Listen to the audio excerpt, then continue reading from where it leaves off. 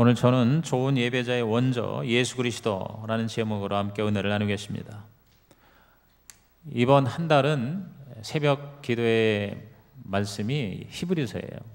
그래서 생명의 삶 1호로는 바로 히브리서입니다. 너무 은혜 받았습니다.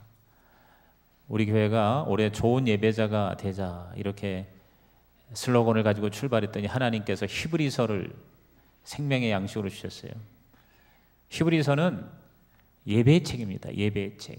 그래서 신약의 레위기라 그래요. 그래서 구약의 레위기가 제사에 관한 책이잖아요. 근데 그것이 신약적으로 구약의 제사와 신약의 예배가 대조가 되어 나타나는 것이 히브리서예요. 여러분이 이 생명의 삶이 너무너무 좋은 책입니다. 아마 제가 볼 때 세계에서 제일 좋은 잡지가 이 생명의 삶이에요. 3,500원. 여러분 요새 짜장면도 5,000원, 6,000원 하는데 짜장면 값의 절반도 안 되는데 이게 한 달 양식이에요. 여러분이 3,500원으로 이 생명의 삶을 구입을 하셔서 매일매일 일용할 양식을 먹을 수 있다는 게 얼마나 감사한지요. 그래서 이번 설날 연휴 때 여러분이 모이면은 텔레비만 보지 마시고 히브리서를 읽으세요. 히브리서 13장밖에 안 돼요. 히브리서를 같이 읽고 하나님 앞에 가정 예배 드리고, 그래서 여러분의 가정에 예배의 회복이 있기를 주의 이름으로 축원합니다. 그래서 히브리서 읽은 우리 자녀들에게 세뱃돈 한 10,000원씩 더 주시면 아마 신나게 읽을 거라고 생각을 합니다. 그리고 이 생명의 삶 2호로도 나와 있거든요. 뭐 설교 때 뭐 책 소개하는 게 아니고 여러분께서 이 일용할 양식을 매일 아침에 새벽기도 못 나오더라도 집에서라도 여러분이 일어나서 아침에 잠깐씩의 하나님의 말씀을 10분, 20분이라도 묵상하여 여러분의 삶이 풍성하시기를 주님의 이름으로 축원합니다. 그래서 이 히브리서의 모든 주제는 뭐냐? 바로 예수 그리스도가 우리의 대제사장이 되신다는 거예요. 그리고 그 예수 그리스도를 바라보면서 예배할 때 믿음으로 예배 드리자는 거죠. 그래서 예수님과 믿음이 바로 히브리서의 주제가 되는 것입니다. 예수님께서 1장부터 10장까지 어떻게 우리의 제사장이 되시는가를 살펴주세요. 그리고 11장부터 13장까지는 우리가 그 예수님을 믿는 믿음으로 하나님께 나아가자는 거죠. 여러분, 우리가 노력해서 좋은 예배자가 되는 게 아니에요. 물론 노력을 해야 되겠죠. 그러나 예수님이 안 계시다면 절대로 우리는 예배자가 될 수 없습니다. 예수 그리스도 때문에 저와 여러분이 하나님 앞에 나가 하나님을 아버지라고 부를 수 있게 된 것입니다. 믿으시면 아멘 하시기 바랍니다. 예수님께서 하나님과 우리 사이에 이걸 허무셨어요. 지성소와 성소의 그 휘장, 절대로 들어갈 수 없는 하나님과 우리 사이에 막힌 그 휘장을 예수 그리스도께서 십자가에서 찢으셨기 때문에 우리가 하나님께 얼마든지 나갈 수 있게 된 것입니다. 오늘 저는 이 히브리서에 나타나신 예수 그리스도, 특별히 히브리서 6장, 7장, 8장, 9장 이 넉 장의 주님의 모습을 바라보고 여러분이 예배드릴 때마다 그 예수 그리스도를 의지하고 나가시고, 예배드릴 때마다 예수 그리스도를 바라보고, 예배드릴 때마다 주님의 웃는 얼굴을 보시기를 주님의 이름으로 축원합니다. 무엇보다 첫째로 예수님은 저와 여러분에게 최고의 제사장이 되신다는 겁니다. 더 좋은 제사장 예수 그리스도. 시작. 더 좋은 제사장 예수 그리스도. 예수 그리스도께서는 하나님이 직접 세우신 제사장으로서 아론의 후예가 아니라 멜기세덱의 반차를 따라서 세워진 제사장이다. 이게 바로 히브리서의 주제예요. 자, 히브리서 6장 20절에서 7장 1절을 보시기 바랍니다. 그리로 앞서가신 예수께서 무슨 반차? 멜기세덱의 반차를 따라 영원히 대제사장이 되어 우리를 위하여 들어가셨느니라. 이 멜기세덱은 살렘 왕이요 지극히 높으신 하나님의 제사장이라. 여러 왕을 쳐서 죽이고 돌아오는 아브라함을 만나 복을 빈자라 그랬어요. 창세기 14장에 보면은 아브라함이 원수를 가서 쳐서 이기고 많은 노획을 해가지고 와요. 그러다가 만난 이가 바로 멜기세덱이라는 시작도 끝도 없는 영원하신 하나님의 제사장을 만나요. 그 멜기세덱에게 자기가 노획한 물건들을 선물로 드리니까 멜기세덱이 아브라함에게 복을 빌어주는 모습이 창세기 14장에 나와요. 근데 그거를 히브리서 기자가 그 멜기세덱이 바로 예수 그리스도를 예표하고 상징하는 인물이다. 살렘 왕, 살렘이라는 건 평화라는 뜻이고 완전이라는 뜻이에요. 그래서 진정한 평화와 화목의 왕이요, 그리고 완전하신 왕이신 예수 그리스도 제사장을 멜기세덱을 통해서 미리 보여주신 거예요.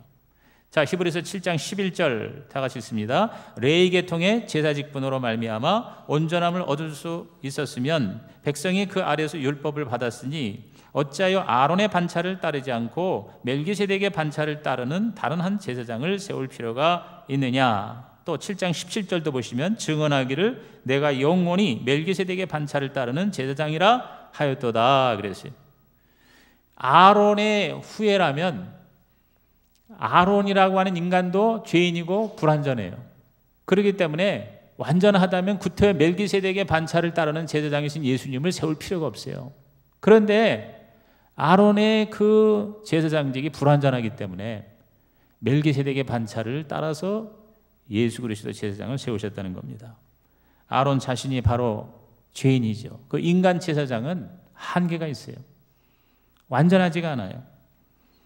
그러나 예수 제사장은 완전하신 하나님의 아들이에요. 그래서 전혀 이 아론의 혈통과 다른 멜기세덱의 반차를 따라 세우신 예수 그리스도가 우리의 제사장이 되셨다는 겁니다. 여러분, 이 멜기세덱은요, 아론이 태어나기 전에 500년 전 사람이에요. 아브라함이 주전 2000년, 모세와 아론이 주전 1500년이에요. 그러니까 자, 아론이라는 제사장 제도나 율법이나 모든 제사 직분은 아브라함보다도 500년이 지난 그런 제사 직분인데, 그 전에 500년 전에 이미 멜기세덱 제사장이 나타났다. 이 멜기세덱이 바로 예수님을 상징하는 거예요. 멜기세덱은 아브라함보다도 더 높은 자라는 것을, 자, 히브리서 7장 4절에 이렇게 말씀합니다. 읽어볼까요? 이 사람이 얼마나 높은가를 생각해 보라. 조상 아브라함이 노량물 중 10분의 1을 그에게 주었느니라 그랬어요. 그러니까 아브라함의 11조의 기원이 여기 나와요.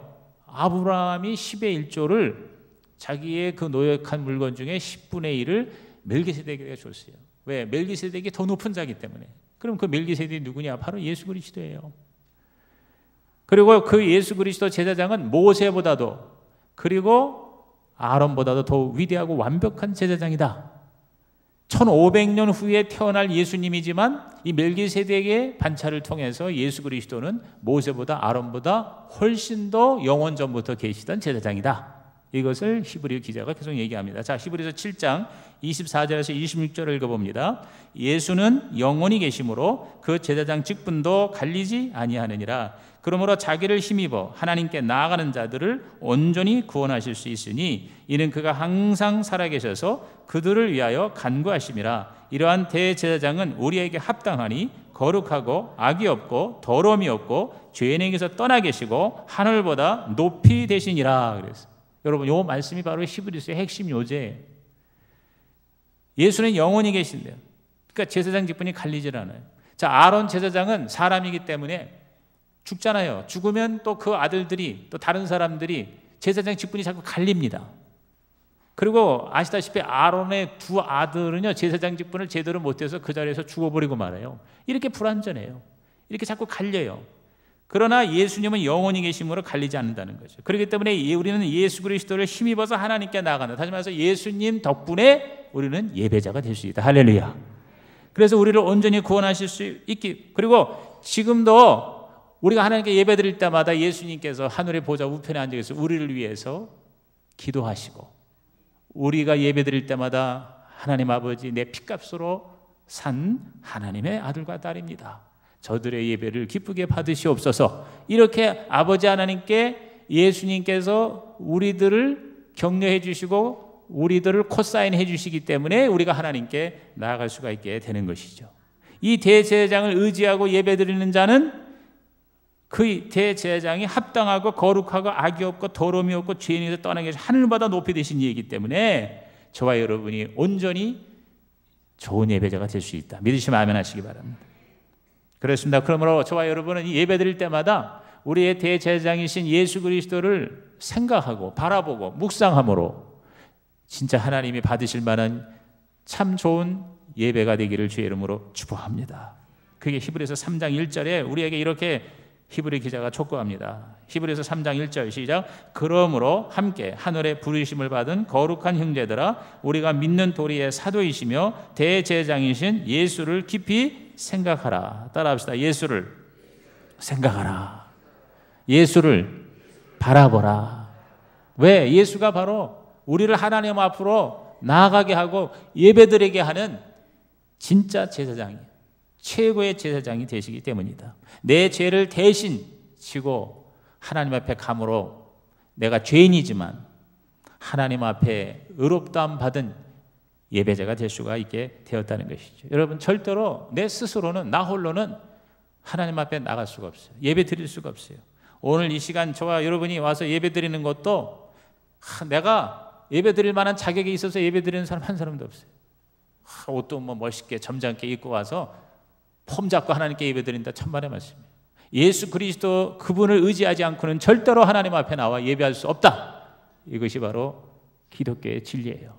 오늘 여러분은 그러므로 철저하게 예수 그리스도 그분의 나를 위해서 대신 죄를 지고 가시는 제사장 그 뒤끝을 잡고 겸손하게 주님 따라 하나님 아버지 앞에 나오시기를 주의 이름으로 축원합니다.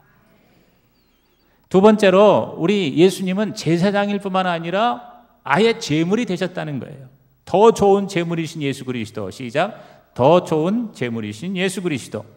예수 그리스도가 위대하신 이유는 당신이 제사장이 되실 뿐만 아니라 스스로 아예 하나님 앞에 드리는 제물이 되었다는 겁니다. 히브리서 7장 27절입니다. 다 같이 읽습니다. 시작. 그는 저 대제사장들이 먼저 자기 죄를 위하고 다음에 백성의 죄를 위하여 날마다 제사 드리는 것과 같이 할 필요가 없으니 이는 그가 단번에 자기를 드려 이루셨음이라 그랬어요. 여러분, 구약의 제사의 제사장들은 자기가 죄인이기 때문에 먼저 자기 죄를 위해서 제물을 드리고 그 다음에 또 백성의 죄를 위해서 날마다 짐승을 잡았어요. 그러니까 제단은 완전히 도살장이야, 도살장. 제사장은 매일매일 피와 사투를 벌이는 거예요. 짐승을 잡고 온통 피냄새에 피뿌림에 그 몸이 그 모습이 뭐예요? 멋있지를 못해요. 그냥 다 피를 뒤집어 썼어요. 그래서 그 제물을, 그것도 아주 온전한 제물이에요. 잘못 드리면 그 자리에서 즉사합니다. 여러분, 전체 백성을 위해서 드리는 속죄일이라는 게 있어요. 7월 10일 날에. 그때에 들어갈 적에는 1년 동안 대제사장이 준비를 해야 돼요. 조금만 하나님 앞에 제사의 예법에 어긋나거나 또 하나님 보시기에 잘못 빼면요, 들어가다 죽어요. 제가 여러분 얘기했죠. 제사장 밑에다가 방울이 달려다고 딸랑딸랑 그러면 지성소에 딱 한 번, 1년에 한 번 딱 들어가는데 정말 목숨을 걸고 들어가는 거예요. 뭔가 마음을 깨끗이 하고 예물을 정말 제대로 제사물을 드리고 그러고는 들어가요. 그러면 밖에 있는 모든 백성들이 숨을 죽이며 하나님이 예배를 받으시는가 안 받으시는가, 여러분 거의 초죽음의 긴장으로 그걸 지켜보는 거예요. 보이지 않으니까 소리만 들려요. 달랑달랑 아, 지금 하나님이 받으시는가 보다. 근데 갑자기 딸랑딸랑 소리가 안 나. 30분이 돼도 안 나고 1시간이 돼도 안 나. 그럼 뭡니까? 제사장이 그 자리에서 즉사한 거예요. 그러면 그 줄을 매단 그 줄을 끌어서 그 제사장의 시체를 여러분 끌어내야 할 정도에, 그렇게 하나님을 만나고 예배한다는 것이 그렇게 어려운 거예요. 그렇게 힘든 거였었어요.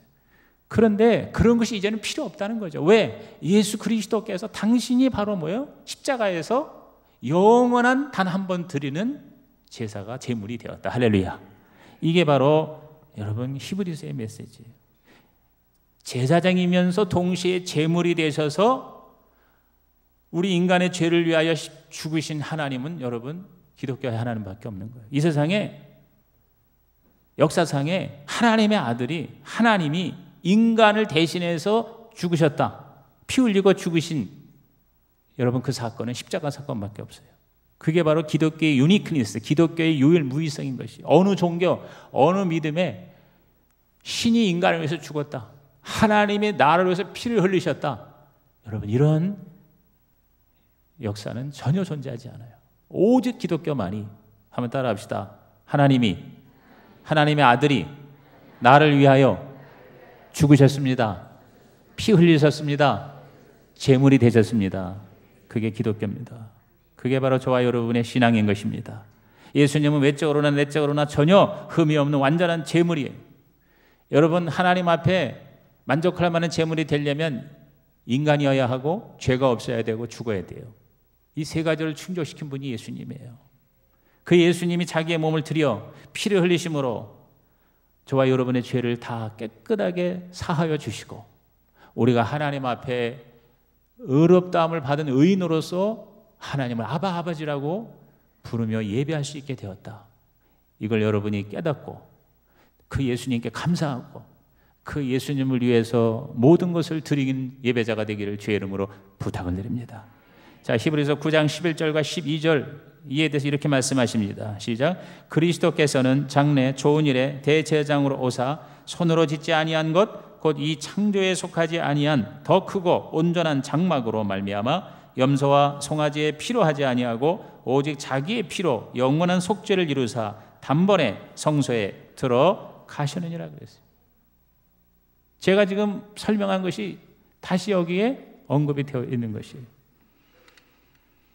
여러분 그 뉴기니아, 파푸아뉴기니아의 식인종 그런 지역이 많이 있었어요. 근데 그곳에 선교사, 특별히 돈 리차드슨이라는 선교사가 들어가서 선교할 때 그 원주민들의 식인종들이 너무너무 무지한 거야. 악한 풍습에 사로잡혀서 배신을 미덕으로 여기는 그러한 지역이었어요. 다른 지역 주민들을 불러다가 아주 잘 대접을 하고 식사를 맛있게 그렇게 제공을 해서 사랑하는 것처럼 하다가 뒤에서 쳐서 죽이고 그 죽인 사람을 뜯어먹는 거예요. 이런 식인종이었어요. 그렇게 배신을 잘하는 사람을 최고의 영웅으로 여기는 그러한 지역에 리차드슨이 가서 복음을 전하는데 너무 이게 힘든 거예요. 목숨을 걸고 가서 복음을 전해서 예수 이야기를 하고 가룟 유다 이야기를 했더니 그들이 뭐예요? 예수보다 가룟 유다를 믿겠다는 거예요. 왜냐하면 가룟 유다가 너무 배신을 기가 막히게 잘했기 때문에 자기들의 영웅이 된다는 거예요. 근데 그들의 의식 가운데 아주 좋은 예외적인 의식이 하나 있어요. 그게 뭐냐면 아들을 서로가 교환을 하게 될 경우 아들이 상대편 마을에 가 있는 동안에는 절대로 싸우거나 잡아먹지를 않는 거예요. 그래서 이 돈 리차드슨이 가만히 그걸 발견해 연구해 보니까 이게 평화의 아들이다. Son of Peace, 평화의 아들이라는 그런 네임을 붙여서 그렇게 아들을 갖다가 주는 지역은 절대로 싸우지 않고 화평하고 그리고 뭐요? 뜯어먹질 않는 거예요.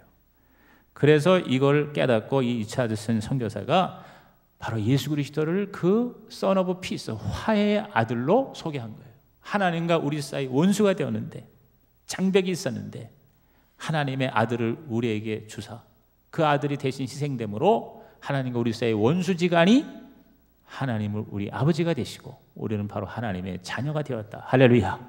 이 복음의 진리를 바로 그 파푸아뉴기니아의 식인종 지역의 그 화해의 아들과 연결해서 설명했더니 그때야 이 사람들이 깨닫고 예수 그리스도를 영접하고 복음화가 되었다는 거예요. 그렇습니다. 성경에 이것을 화목 제물이라 그랬어요. 고린도서에 보니까 예수님이 바로 하나님과 우리 사이를 화목하게 하는 제물이 되었다. 제물이라는 게 뭐예요? 바로 바쳐진 예물이죠. 대신 죽었다 이 말이죠. 스위스에서 일어난 실제 사건이라는데 워낙 유명해서 아는 분도 많을 거예요. 관광 버스에 사람이 가득 찼어요. 기사가 이렇게 스위스가 얼마나 그 언덕과 산이 많아. 그런데 갑자기 브레이크가 파열된 거예요. 내리막길을 가는데 커브길이 5개, 6개가 있는데 정말 이 브레이크가 파열됐으니 그 빠른 속도로 막 내려가니까 그냥 인내심을 다해서 목숨을 걸고 커브를 돌고 돌아서 저 마을 신장로까지 가면 거기 언덕배기가 있으니까 글로 올라가면 살릴 수 있을 것 같아서 진짜 진땀을 흘리면서 내려가고 있었어요.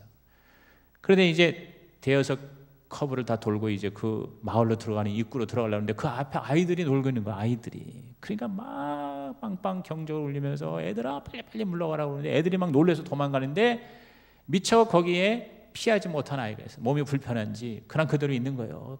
그러니까 이 운전사가 옆으로 돌리자니 벼랑 끝으로 떨어져서 관광객이 다 죽을 것이고 그냥 내리 질르자니 저 아이가 죽는 거예요.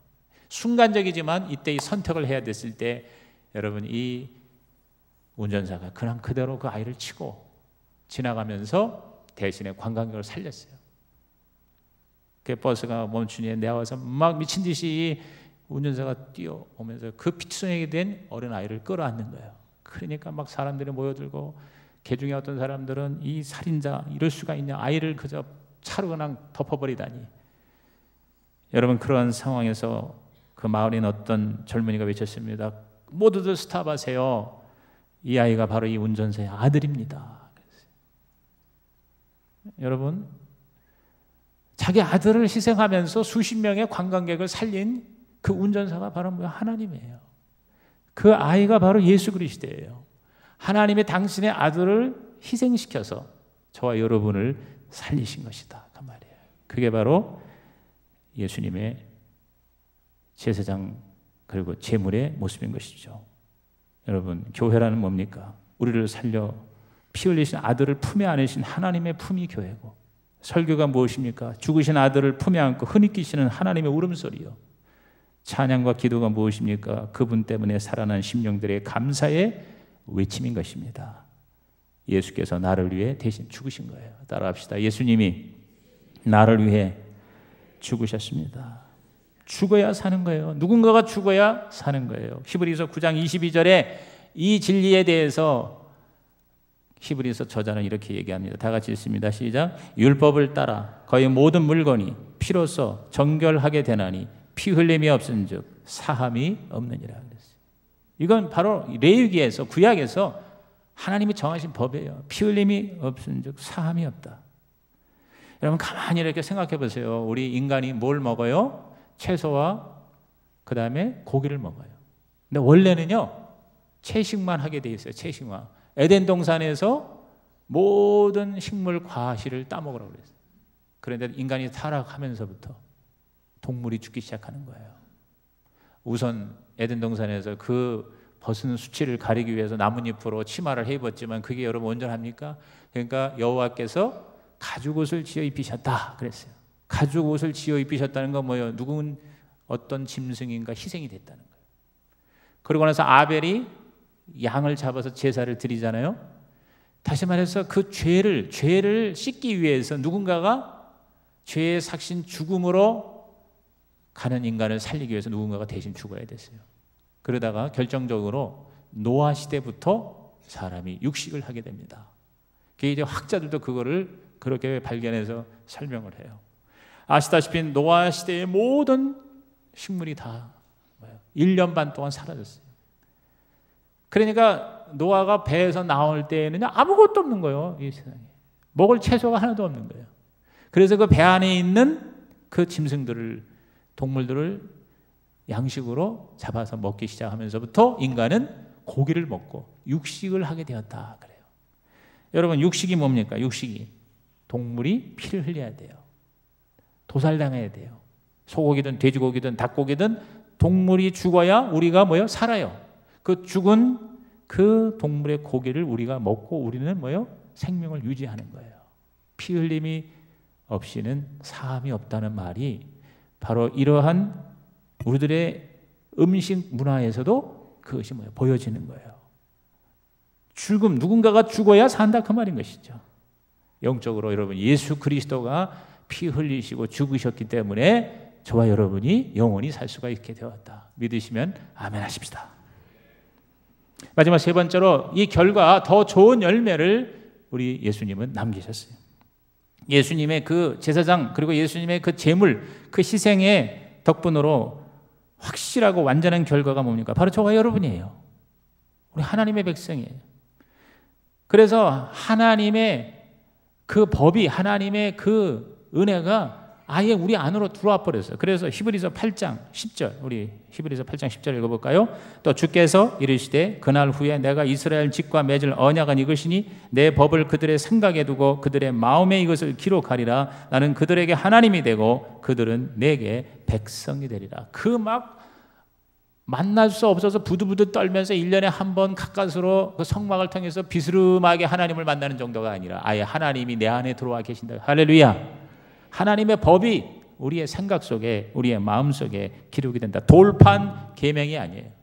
마음에 아예 성령님이 우리 안에 거하시는, 그래서 우리는 성전이 되는 거예요. 내가 바로 그 성소가, 지성소가 되는 것이다. 따라합시다. 내 안에 하나님이 계십니다. 믿습니까?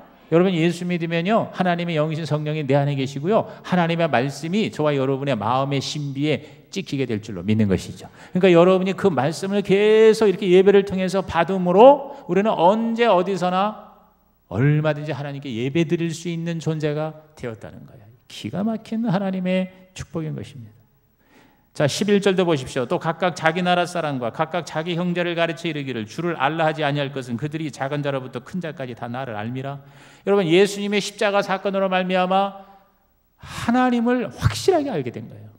하나님이 얼마나 우리를 사랑하시고 하나님이 어떤 분이시며 하나님이 우리 아버지가 되시는 것을 어린아이까지 안다. 어린아이까지. 여러분 어린 애들도 예수님을 통해서 성령을 받고 하나님을 알게 되는 거예요. 애기들도 하나님을 찬양하는 거예요. 그렇죠?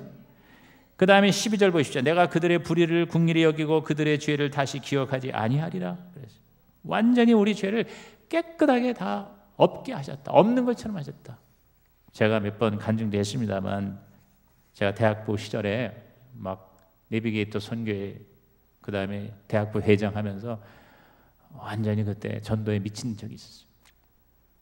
수덕사를 갔어. 수덕사 저기 충남 예산 수덕사에 가가지고 가보니까 거기 승려가 스님이 평상에 앉아 있어. 부채를 이렇게. 그래서 제가 가가지고 스님 안녕하십니까? 안녕하시다. 스님 여기 왜 계십니까? 머리 빡빡 깎고 여기 지금 몇 년째입니까? 15년째래. 그러면 참 잘생긴 분이 여기 왜 앉아 계시냐 그랬더니 세속의 죄 악을 내가 피하여 여기서 돌을 닦느니라 그래. 그럼 여기 오시면 죄를 하나도 안 짓습니까? 어떻게 안 짓 수 있겠나? 세상에서는 덜 짓지. 그러면 그 옛날에 지은 죄하고 그 여기서 조금 짓는 죄하고 앞으로 죽을 때까지 짓는 죄 어떡합니까? 뭘 어떡하긴 어떡하냐? 그걸 업보로 여기고 부처님 하라는 대로 해야지. 그래서 잘 선행을 하고 돌을 닦으면 다음 태어날 때 인간이 될 수 있는 거고 잘못하면 돼지나 개가 되느니라 그래요. 여러분 그 불교 윤회설이라는 게 그게 아닙니까?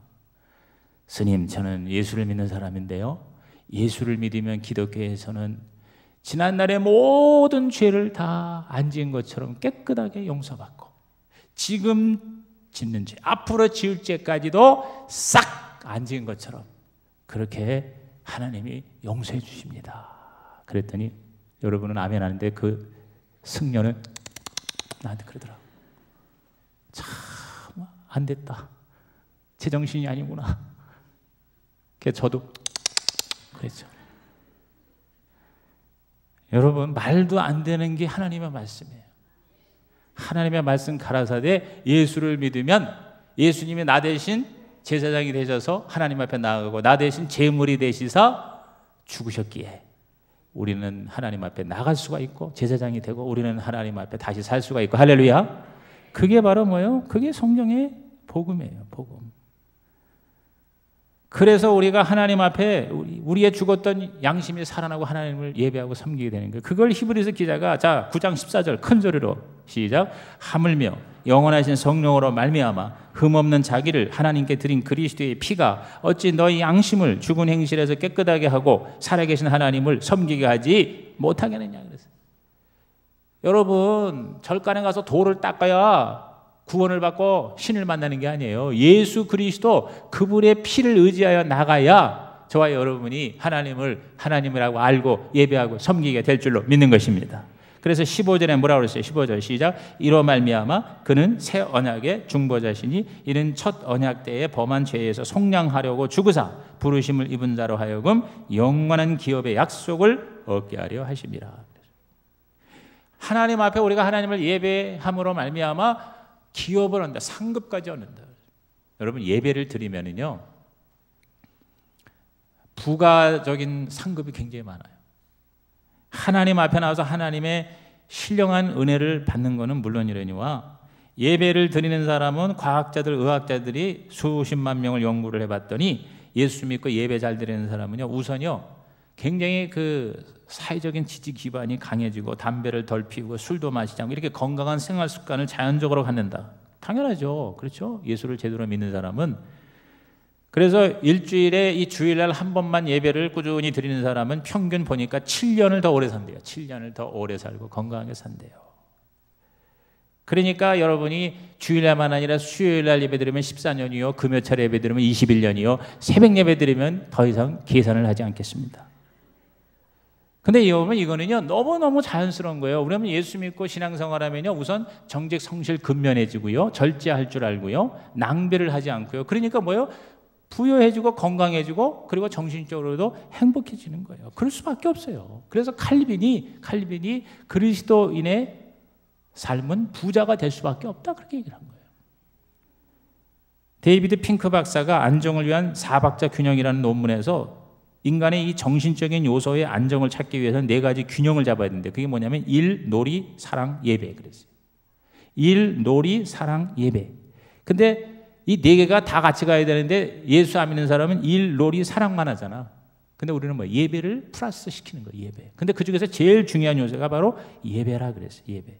그러니까 예배는 영혼의 회복뿐만 아니라 육체의 건강과 정신의 마음의 건강도 최고의 비결이지. 그러므로 여러분이 뭐요? 3H야, 3H. 홀리, 거룩한 예배자, 해피, 행복한 예배자, 헬시, 건강한 예배자.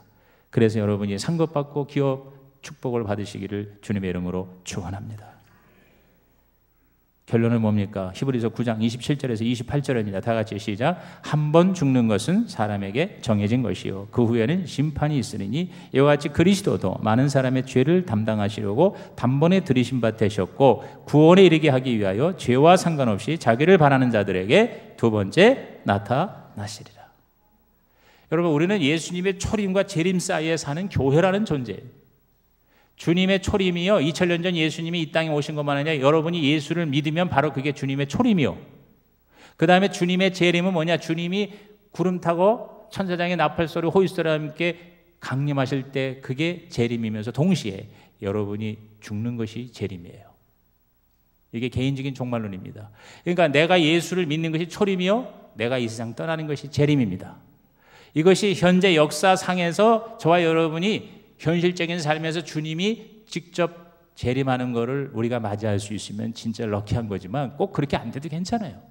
너무 거기에 여러분이 집착할 필요가 없어요. 그래가지고 이단들은 주님의 재림을 이용해가지고 사람들을 혹세무민시키잖아. 근데 우리는 내 시대에 주님이 재림을 공중에서 하시던 그거와 관계없이 여러분의 재림 준비는 무엇입니까? 죽음을 준비하는 것이에요. 아무리 여러분 생각을 해도요, 결론은요, 이 세상에서 하나님을 잘 예배 드리는 이거 예수님 예배 드리는 거하고 그 다음에 뭡니까? 진짜 가치 있고 남는 거는요, 다른 사람도 예배자로 우리들이 도와주는 거예요. 전도하는 거예요. 그것처럼 더 가치 있는 게 없어요. 그것이 주님을 재림을 준비하는 거예요. 여러분, 재림은요, 죽음은요, 불신자에게는 심판이에요. 그러나 저와 여러분에게는 상급이에요. 재림이 상급이 되기 위해서는 어떻게 됩니까? 하나님을 기쁘시게 해야 돼요. 근데 하나님이 가장 기뻐하시는 일이 무엇입니까? 예배와 전도입니다. 예배와 전도. 여러분이 내가 목사니까 내가 여러분 교회 말이야 성장을 위해서 자꾸 뭐 예배에 꼭 참석하세요, 전도하세요, 그렇게 여러분 받아들이지 마시고요. 정말 가치 있는 일이 뭐고 정말 하나님을 기쁘시게 하는 게 뭔가? 2가지입니다. 따라합시다. 예배, 전도. 그거예요. 교회에선 예배드리고 세상에선 전도하는 거예요. 그것이 가장 우리 그리스도인에게는 가치 있는 일이다.